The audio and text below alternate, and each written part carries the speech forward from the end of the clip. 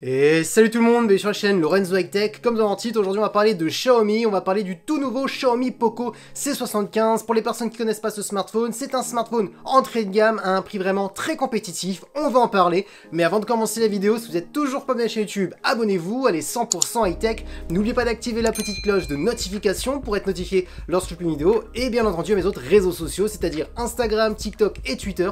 Tous les liens seront en bas dans la description. Du coup, commençons tout de suite par le design. Alors en termes de design, personnellement je le trouve plutôt joli, dites-moi ce que vous en pensez bien entendu en commentaire. Alors je le rappelle, on est vraiment sur un smartphone très entrée de gamme, c'est-à-dire le plus entrée de gamme chez la gamme Poco, souvent la gamme C chez Poco, c'est des smartphones très entrée de gamme. Je vous donnerai le tarif bien entendu en fin de vidéo, donc on a un bel écran, on a un joli dos, bien entendu oui, on a un écran avec quand même pas mal de bordures, mais en même temps c'est tout à fait normal pour cette gamme. Ensuite, quand on regarde les caractéristiques de la face avant, ça s'annonce quand même plutôt intéressant. On est sur une grande diagonale de 6,88 pouces avec une très bonne résolution Full HD+, accompagnée par une technologie d'écran bien entendu LCD et non pas d'écran AMOLED, mais encore une fois c'est tout à fait normal. Par contre, ce qui est intéressant par rapport à son tarif que je vous donnerai en fin de vidéo, c'est qu'on a quand même un taux de rafraîchissement de 100 Hz, donc avoir du 100 Hz pour ce prix, c'est quand même un bon point. Par contre, là où il pêche, c'est au niveau de la luminosité, parce que ce smartphone ne monte pas plus que 600 nits, mais bon, il peut pas être bon partout. Et pour terminer au niveau de l'écran, pour la caméra frontale, pour les photos selfie, on est sur un capteur de 13 mégapixels. Donc oui, on peut le dire,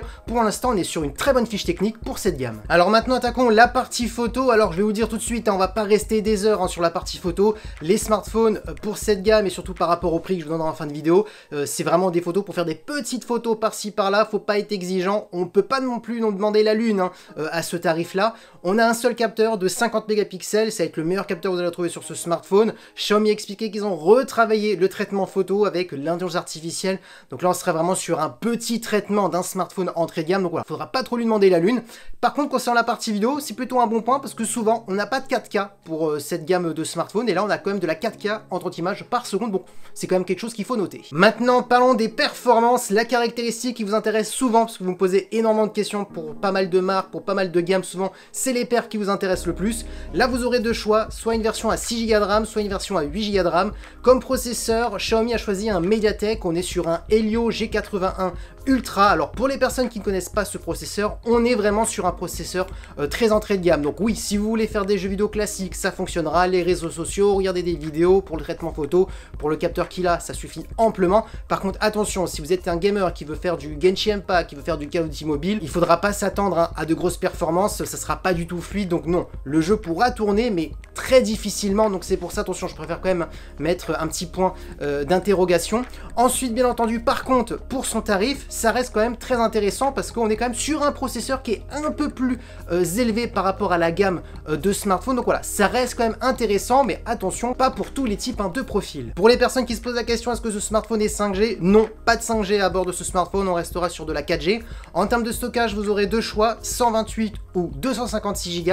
Ensuite, concernant la batterie, on est sur une grosse batterie de 5160 mAh, mais avec de la recharge plutôt lente, on va pas se le cacher, on est sur du 18 watts. Et pour terminer en termes de connectivité, on est sur de la Wi-Fi 5 et du Bluetooth 5.3. Et oui, maintenant vous voulez connaître le prix, et bien ce smartphone a été annoncé à partir de 150 € et on monte jusqu'à 170 € pour la version à 8 Go de RAM. Donc oui, vous voyez maintenant qu'on est vraiment sur un prix bien en dessous, par exemple des Xiaomi Redmi Note 13, on est vraiment sur des tarifs bien en dessous des 200 €, donc pour 150 €, on ne peut pas demander la lune, comme j'ai dit, pour la partie photo. C'est normal que la partie photo est vraiment très basse par rapport au prix, c'est tout à fait normal. Ensuite, la partie de l'écran, je le trouve quand même plutôt intéressante, c'est plutôt un bon point pour 150 €. Alors oui, on n'a pas d'écran AMOLED, mais on a quand même du 120 Hz, c'est quand même quelque chose quand même qu'il faut noter. On est quand même sur un écran Full HD+, souvent on est sur des écrans HD pour 150 €, donc c'est le petit plus qu'a ce Xiaomi Poco C75 au niveau de la photo.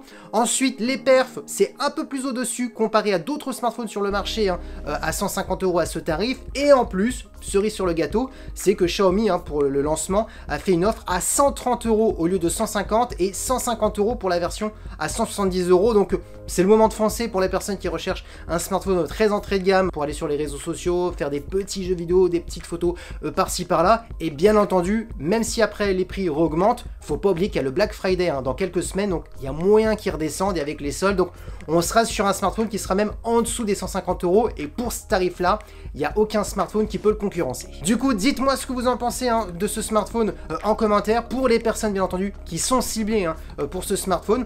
Et oui, la vidéo est terminée, j'espère que la vidéo vous a plu. Si c'est le cas, n'oubliez pas le petit pouce like, de vous abonner sur cette chaîne YouTube et d'activer la petite cloche de notification pour être notifié lorsque je publie une vidéo, et bien entendu à mes autres réseaux sociaux, c'est-à-dire Instagram, TikTok et Twitter. Tous les liens seront en bas dans la description et maintenant je vous dis à très bientôt.